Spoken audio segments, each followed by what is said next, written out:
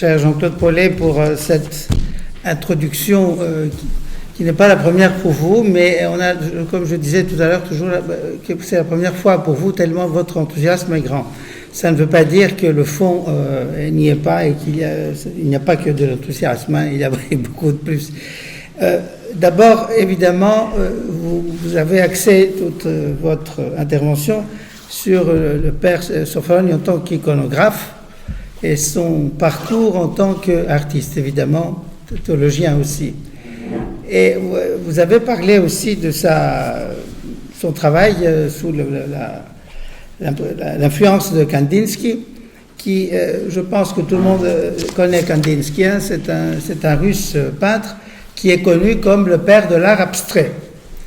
Alors, et Kandinsky disait toujours qu'il s'était inspiré des icônes pour faire cette abstraction. Mais quand on voit les œuvres de Kandinsky, évidemment, ça n'a rien à voir avec les icônes, ni celles que nous connaissons, les byzantines, ni évidemment le travail du père Sofroni. Et alors, ma question est, est-ce que... Enfin, j'avais une autre question, mais Père Gabriella me l'a volée parce qu'elle a très bien répondu déjà, en disant il a abandonné la peinture, mais en fait, non. Hein, c'est pas, il reste quelque chose du peintre d'origine. Qu'est-ce qui reste de cette influence de Kandinsky dans l'œuvre du père Sofroni de la fin, du monastère de Seix? Alors, dans le monastère des Seix, il n'y a pas de trace visible de l'influence de Kandinsky. Je pense qu'il faut envisager l'influence de Kandinsky sur le plan, si j'ose dire, théorique, sur le plan méthodologique même. À vrai dire, lorsque Père Sofroni épouse d'abord les tendances russe de la peinture imitant ou allant dans le sens de Cézanne. Cézanne a joué un rôle très important aussi dans le devenir de la peinture russe au XIXe siècle finissant au début du XXe siècle. Mais lorsque les Russes en général, et Père Sofroni avec eux, parce qu'il fait partie de tout un groupe, n'est-ce pas? C'est dans les livres, c'est bien indiqué, il fait partie de tout un groupe.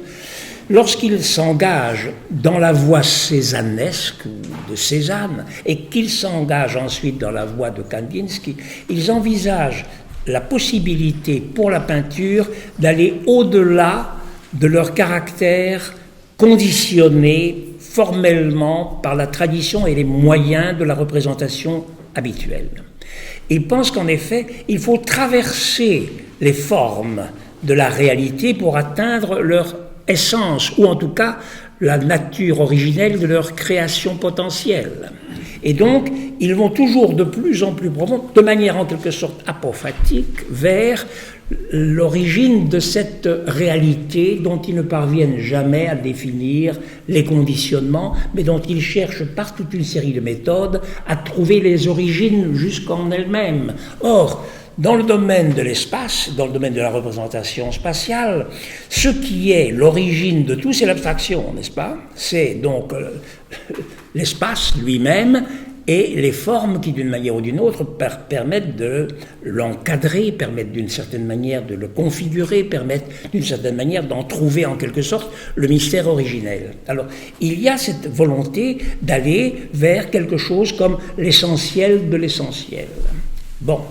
Alors ça, Père Sofroni l'a, d'une certaine manière, non seulement accepté, mais épousé pendant toute sa jeunesse et pendant tout le début de son œuvre de peintre, même si, après l'abstraction, il est revenu à la peinture figurative. Enfin, c'est parce que l'abstraction lui paraissait déjà, d'une certaine manière, une solution sans issue.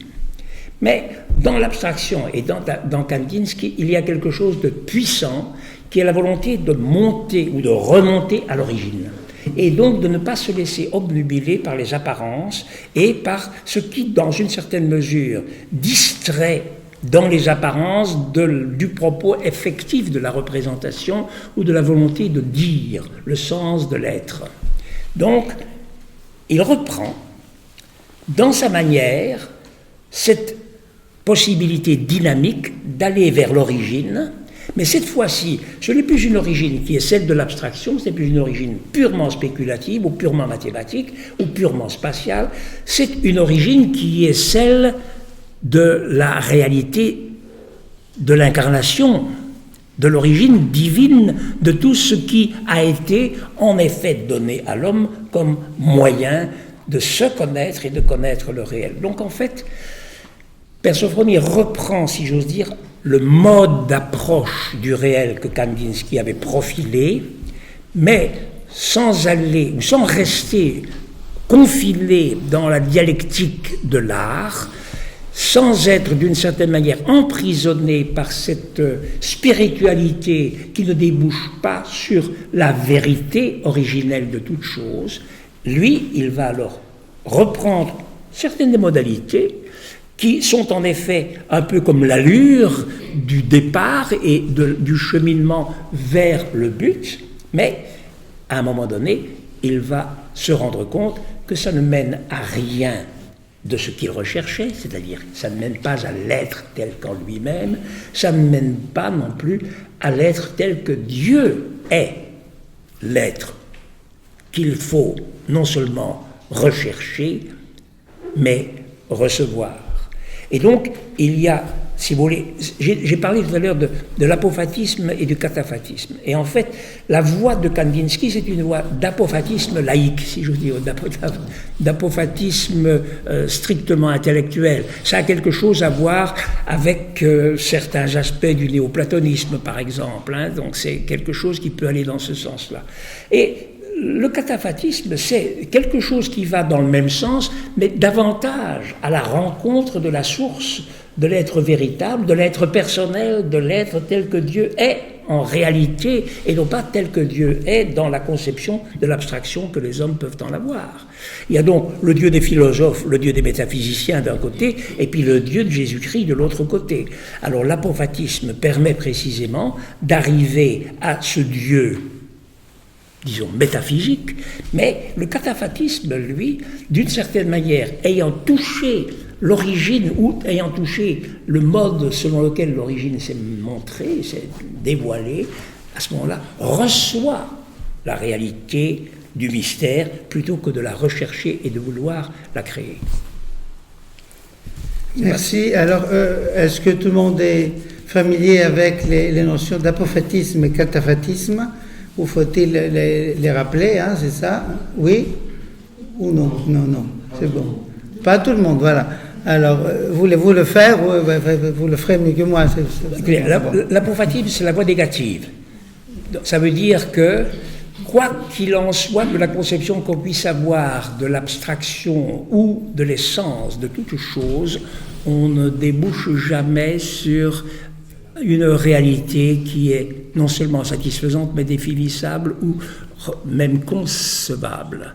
Il y a donc, au moment où on cherche à atteindre l'être par la voie apophatique, il y a toujours un moment où l'être, je dirais, se dérobe. Et donc, il y a toujours cette tentation de penser que l'être procède du non-être, puisque le non-être est une réalité qui est dans une certaine mesure métaphysiquement plus originelle que l'être, puisque l'être doit bien sortir de quelque part. D'où sortirait-il si ce n'est du non-être? Et donc, cette voie peut mener, et c'est la voie de l'abstraction, n'est-ce pas? Alors, l'abstraction cherche à décomposer l'ensemble des configurations formelles pour en arriver à leur réalité, disons, structurante, et donc on va décomposer les formes rondes, les formes courbes, etc., pour arriver à quelque chose qui soit, je dirais, plus rigoureusement linéaire ou rigoureusement plus cubique. Hein, le cubisme, c'est tout simplement une volonté d'aller au-delà des formes généralement quelconques vers la structure fondatrice et fondamentale de l'espace. Donc, ça, c'est une voie, en quelque sorte, apophatique. Alors, le cataphatisme, lui, passe, si j'ose dire, par la vérité d'une descente de l'être qui, d'une manière ou d'une autre, se révèle. Dans l'apophatisme, on cherche et on trouve et on construit et on a l'impression d'arriver au terme. Dans le cataphatisme, on reçoit Et plus on reçoit, plus on comprend et plus on entre dans la vérité de ce qui a été donné, c'est-à-dire l'être de Dieu, la Sainte Trinité, qui est un mystère qui n'est pas de l'ordre du cataphatisme pur, parce que le cataphatisme pur, c'est l'incarnation qui en est le mystère absolu. Là, Dieu se donne. Il se donne, et il se donne de la manière la plus extraordinaire, puisqu'il va jusqu'à subir la nature humaine. On ne peut pas aller plus loin. Je vais juste compléter en disant que, pour ceux qui ont étudié un peu ou beaucoup la théologie, que l'apophatisme, évidemment, est une notion qui revient beaucoup, et on l'utilise pour essayer de parler de Dieu, parce qu'on ne peut pas faire autrement, et parce que le seul moyen que nous avons pour parler d'une nature qui nous est totalement incompréhensible, c'est de dire ce qu'elle n'est pas, et pas ce qu'elle est. Voilà. Mais Jean-Claude Paulet, évidemment, est allé beaucoup plus loin, et c'est très bien parce qu'il fait aussi la jonction avec l'art, parce que c'est ce qui nous intéresse. Alors, voici que, comme l'Église nous le demande, pendant le Grand Carême, nous vénérons les icônes, nous rappelons, nous avons toujours le souvenir de la restauration des icônes, mais c'est aussi une réflexion sur l'icône et sur ce support de prière, mais également de théologie que nous avons toujours et qui nous invite toujours à, vous voyez à quel point c'est actuel. Et comme Jean-Claude Paulet le disait tout à l'heure, l'art byzantin existe, il est éternel évidemment, mais on peut, tout en le respectant, ouvrir un tout petit peu vers quelque chose, voilà, c'est ce que vous disiez tout à l'heure. Alors, je bavarde et je ne demande pas à la salle si elle veut intervenir. Il y a certainement des gens qui veulent poser des questions. Il faut oser les poser, et parce que Jean-Claude Paulet est là pour ça. C'est pas bon. Allez-y. Oui. Pardon. Allez-y. Comme vous voulez. Commencez. Vous êtes deux, c'est pas grave. Commencez. Très courte. Comment Sainte Sophronie est restée dans la conscience de l'Église comme saint à cause de son œuvre iconographique ou à cause de sa vie personnelle spirituelle? Il est évident que c'est sa personne et sa vie qui ont joué un rôle déterminant et qui jouent encore un rôle déterminant dans le témoignage de sainteté et donc dans la nature même de cette reconnaissance de sa sainteté. Mais il est clair que parmi ses œuvres, l'iconographie joue un rôle déterminant. Et je dirais qu'elle joue un rôle aussi déterminant que son œuvre littéraire, parce qu'il a écrit beaucoup de livres. Et puis, il a enseigné aussi, et puis il a créé un monastère. Il a créé un monastère, vous savez, qui est un monastère spécial quand même. C'est un monastère sans typicone. Ça veut dire que c'est un monastère sans règles. Donc, ça veut dire, la seule règle de ce monastère, c'est l'évangile, c'est-à-dire les normes de l'amour et du service. Donc, ça joue un rôle extrêmement important. Alors, dans l'iconographie, vous verrez, il y a plusieurs reproductions qui sont dans ces livres-là. J'en ai pas amené parce que je n'aime pas trop faire des projections parce que ça focalise autrement les choses. Mais il reste que dans son iconographie, il a trouvé une manière de présentation du visage du Christ en l'occurrence, mais de tous les visages, mesure de présentation qui est en fait une manifestation de la présence. Or, ce que nous cherchons lorsque nous prions, c'est d'entrer en présence, c'est de manifester notre présence à une autre présence et de faire en sorte que ces deux présences non seulement communiquent entre elles, mais dans une certaine mesure s'enrichissent mutuellement la présence du saint que nous prions s'enrichit de notre prière. Et sa prière nous enrichit de sa présence. Et ça passe à travers son icône. Nous ne devons pas penser que les saints n'ont pas besoin de nous. Les icônes nous donnent la possibilité d'entrer en lien direct avec les saints. Et lorsque nous communions au corps et au sang du Christ, nous entrons en communication directe avec lui. Ce n'est pas lui qui vient à nous qui sommes passivement, nous entrons en communication directe. Il y a un véritable dialogue, il y a une synergie des personnes, en l'occurrence, aussi bien dans la communion eucharistique que dans la relation à travers l'icône ou par l'icône. Parce qu'en fait, on dit souvent, vous savez, dans les icônes, il y a une perspective inversée. Oui, dans une certaine mesure, c'est vrai, pas toujours, mais enfin, bref. En fait, c'est parce que c'est d'abord l'icône qui nous regarde. Et on peut très bien ne pas penser que ça nous regarde, qu'elle nous regarde et donc passer sans voir et sans être vue. Mais si l'icône nous regarde et si le peintre a fait en sorte que l'évidence de ce regard vient à nous, alors si nous avons l'intention de faire en sorte que ça nous regarde, nous la regardons tout autrement et il y a un passage d'énergie spirituelle qui se fait alors.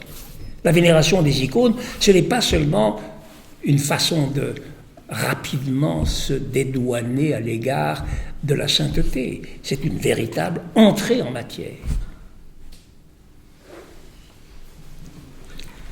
Il y avait une autre question, oui, monsieur. Oui, merci pour ce parcours artistique, par la dimension artistique du Père Sophrony.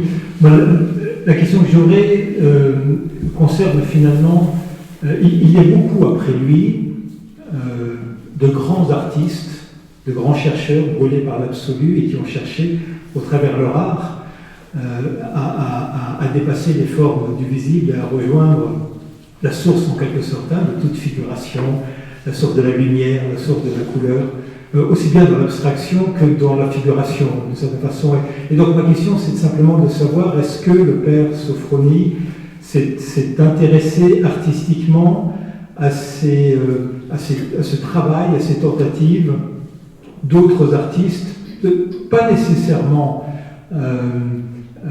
engagés en relation avec la dimension religieuse explicitement, mais dont le travail, d'une certaine façon, cherche à révéler et à faire vibrer l'être, aussi bien par l'abstraction que par la figuration.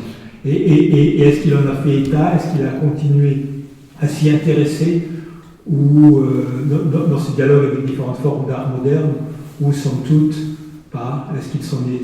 Voilà, est-ce qu'il y a quelque chose chez lui qui fait état de cette rencontre avec les autres artistes du XXe siècle? Alors ça a été vrai jusqu'au moment où il a quitté la peinture. Donc il est resté très attentif à tout ce qui se faisait jusqu'en 1925-1926. Et à partir de 1926, jusque pratiquement au moment où il reprend l'iconographie, alors strictement l'iconographie, dans son monastère en Angleterre, entre ce moment-là et le moment où il reprend l'iconographie en Angleterre, c'est fini. Pourquoi? Parce qu'il a trouvé la voie qui lui permettait d'atteindre ce que l'art lui promettait, mais sans lui permettre. Et donc, il a estimé que la prière, le repentir, l'humilité, la sainteté, une gradation, prière, repentir, humilité, sainteté, il a estimé que ce trajet-là était un trajet à la fois plus puissant et plus adapté à son idéal et plus conforme à ce qui devait être partout et pour tous. Et donc, il ne s'est plus intéressé à la peinture à partir de 1925. Alors, comme c'est un homme cultivé, et que lorsqu'il a quitté le mont Athos et qu'il est arrivé en Occident, en France et puis en Angleterre, il a rencontré beaucoup de gens. C'est un homme très cultivé et donc il s'est informé. Mais il n'a plus participé. Il avait ça exactement comme une culture générale d'occasion, si j'ose dire, mais pas une culture générale d'engagement.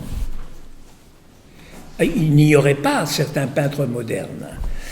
Mais par exemple, il trouvait que c'était tragique pour beaucoup de peintres de n'avoir pas trouvé autre chose que l'issue de l'abstraction, par exemple, dont il pensait qu'elle était, malgré tout, scellée par la mort. L'idée de la mort, le souvenir de la mort a joué un rôle très important chez lui. Je ne vais pas entrer dans ces détails-là, parce que je ne peux pas tout faire, mais le souvenir, la mémoire de la mort, n'est-ce pas, a été chez lui quelque chose de très très important. Il s'est rendu compte du caractère fondamentalement tragique de la vie humaine, et il voulait aller jusqu'au fin fond du fond dans ce domaine-là pour découvrir s'il n'y avait pas autre chose au-delà du tragique. Et c'est par la prière, par le repentir, par l'humilité qu'il y est parvenu. Exactement comme Silouane, et surtout à la manière de Silouane. Silouane lui a, si j'ose dire, tendu la main. Et donc, moi j'ai parlé avec lui plusieurs fois de questions de peinture et autres, mais je voyais bien que il en parlait comme moi je pourrais parler de cosmographie, vous voyez, c'est... C'était plus son sujet. C'était plus son sujet. Mais il avait quand même le bagage Ah oui. qui a été très utile, c'est ça. Et donc, si j'ai bien compris ce que vous nous avez dit, c'est ce génie de l'art qui passe à un génie, enfin un degré complètement différent, avec cette inspiration qui est maintenant l'inspiration de l'esprit, avec une majuscule. Oui. C'est ça. Et c'est peut-être la réponse aussi à ce que vous disiez. Alors évidemment, le passé est là, on ne peut pas l'effacer. Mais la personne est transfigurée. Et je crois que c'est comme ça qu'on peut un tout petit peu interpréter son message. Et d'ailleurs, je crois qu'il a toujours été, c'est vous qui me l'avez dit, donc l'information est bien sûr bonne, il tenait toujours du père Silouane cette phrase « Tiens ton esprit en enfer et ne désespère pas hein. ». Alors ça, c'est, vous savez, Saint Silouane, ça c'était la phrase clé pour lui. Et je pense que son disciple a été imprégné de ça. Oui, bien sûr. Oui, capital. Et je pense qu'on le retrouve aussi dans les icônes, enfin, dans sa manière d'aborder, si vous voulez, l'art de l'icône. Autre intervention ?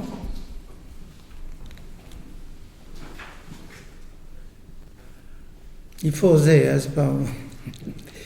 Et... Oui, allez-y. Je vais reprendre certaines choses. Bonsoir.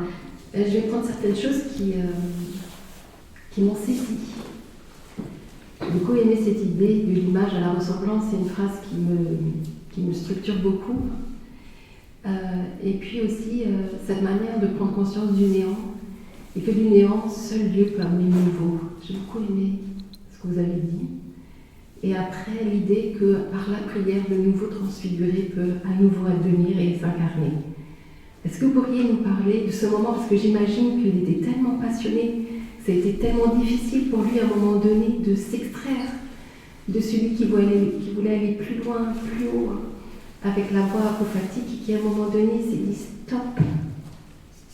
Vous voyez, je me dis, est-ce que vous pourriez... Il y a un passage pour moi là, et il y a un arrêt dans ce passage pour aller plus loin. Et il y a aussi quelque chose peut-être, je ne sais pas, d'un déchirement, ou de quitter quelque chose de soi, pas complètement, parce que vous l'avez très bien dit qu'à un moment donné, il retrouve quelque chose, mais d'une toute autre nature. Voilà. Oui, en fait, ce qui... J'essaie de répondre à votre question aussi clairement que possible.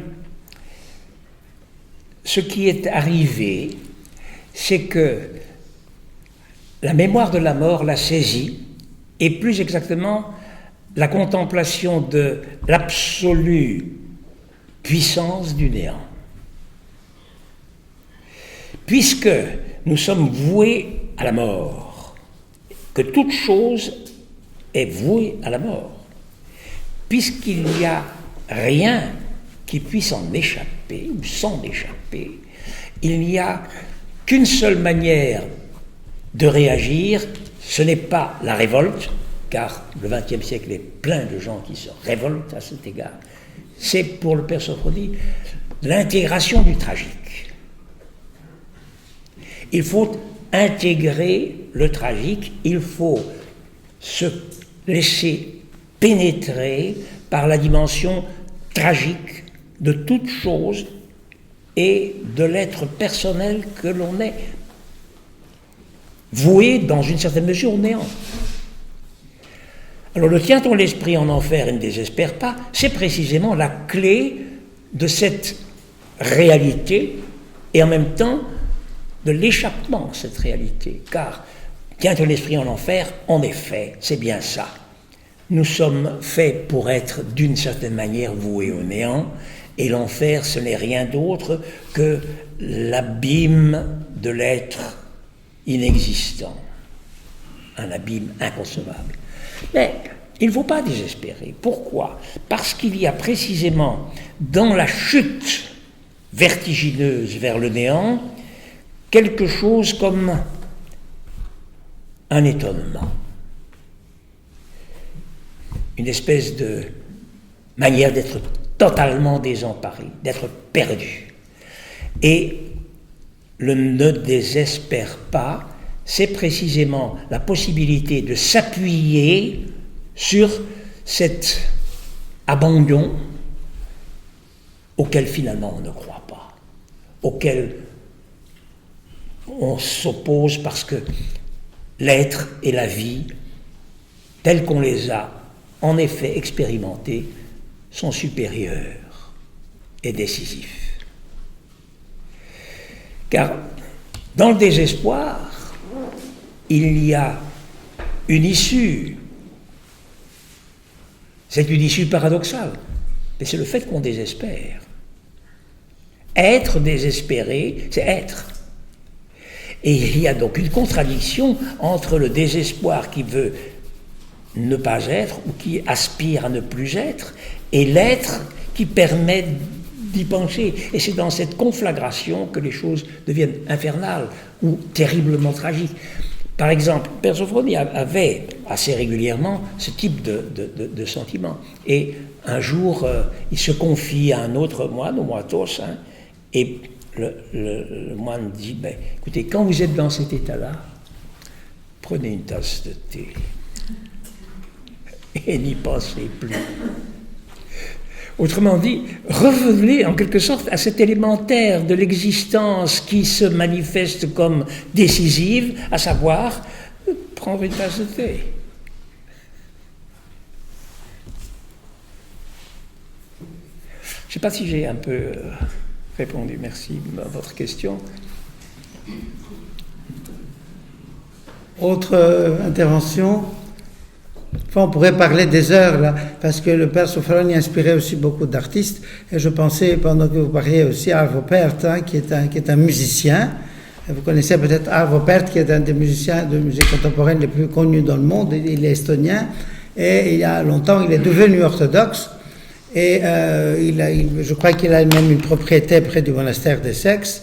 Il y va, il a passé du temps, etc. Donc c'est un homme discret.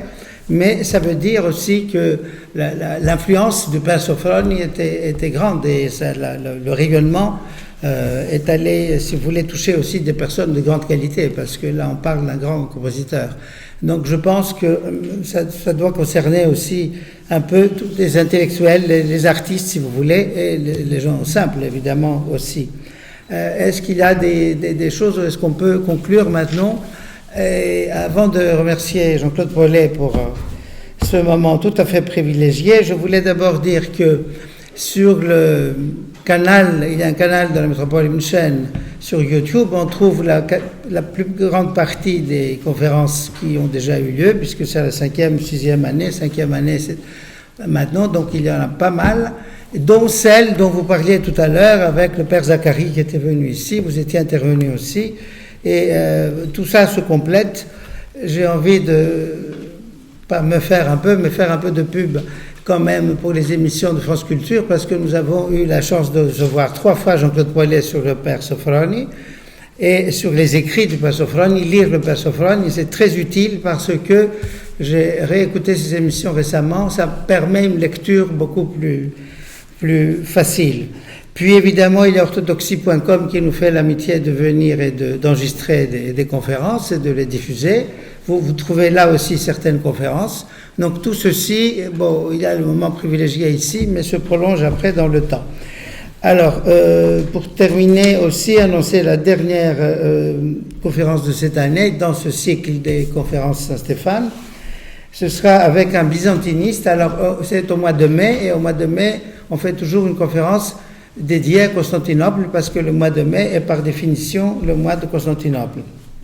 C'est en mai 330 que Constantin le Grand a dédicacé la ville, et c'est en mai 1453 que la ville est tombée.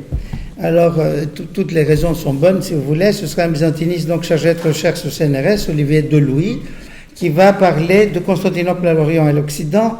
2 points, la postérité du monastère de Studios. C'est un spécialiste du Studios.